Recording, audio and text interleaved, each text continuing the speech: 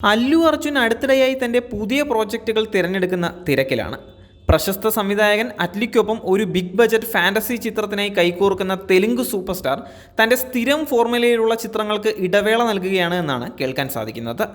ഇതിനിടെ മലയാള സിനിമയിലെ പ്രശസ്ത സംവിധായകനും നടനുമായ ബേസിൽ ജോസഫുമായി കൈകോർക്കാൻ ഒരുങ്ങുകയാണ് അല്ലു അർജുൻ എന്നും റിപ്പോർട്ടുകൾ വന്നിട്ടുണ്ടായിരുന്നു.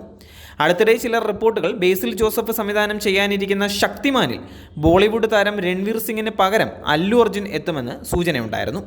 സംവിധായകൻ തെലുങ്ക് സൂപ്പർ സ്റ്റാറുമായി പുതിയ പ്രോജക്റ്റിൻ്റെ ചർച്ചയിലാണ് എന്നുള്ള വിവരം പുറത്തു വന്നതോടെയാണ് ഈ റൂമറുകൾ സോഷ്യൽ മീഡിയ കീഴടക്കിയത്. എന്നാൽ ഈ വിവരം തെറ്റാണ് എന്ന് പിങ്ക് വില്ലിയുടെ പുതിയ റിപ്പോർട്ടുകൾ സൂചിപ്പിക്കുകയാണ്. അല്ലു അർജുനെ ശക്തിമാൻ പ്രോജക്റ്റിൻ്റെ ഭാഗമാവാനല്ല ബേസിൽ ക്ഷണിച്ചിരിക്കുന്നത് എന്നാണ് റിപ്പോർട്ടുകൾ പറയുന്നത്.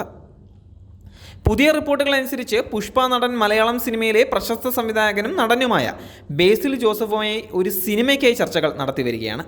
ചർച്ചകൾ പുരോഗമിക്കുന്നുണ്ട് എന്നുണ്ടെങ്കിലും ഇരുവരും ഇതുവരെ ഔദ്യോഗികമായി കരാറിൽ ഒപ്പിട്ടില്ല.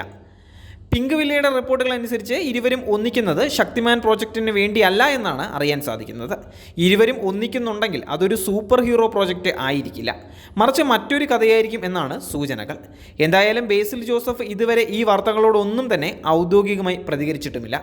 മുൻപ് ബേസിൽ ജോസഫ് ഉടനെ ഹിന്ദി സിനിമയിൽ അരങ്ങേറ്റം കുറിക്കുമെന്നും സംവിധായകൻ്റെ ആദ്യ സംരംഭത്തിൽ ബോളിവുഡ് താരം രൺവീർ സിംഗ് നായകനാകുമെന്നും റിപ്പോർട്ടുകൾ വന്നിട്ടുണ്ടായിരുന്നു.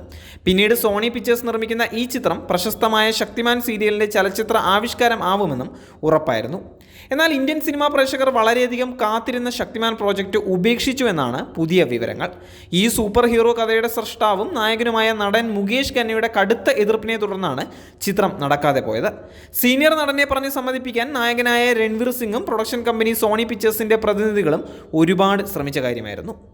രൺവീർ സിംഗ് ശക്തിമാനായി അഭിനയിക്കുന്നതിൽ മുകേഷ് ഖന്ന കടുത്ത എതിർപ്പാണ് പ്രകടിപ്പിച്ചത്.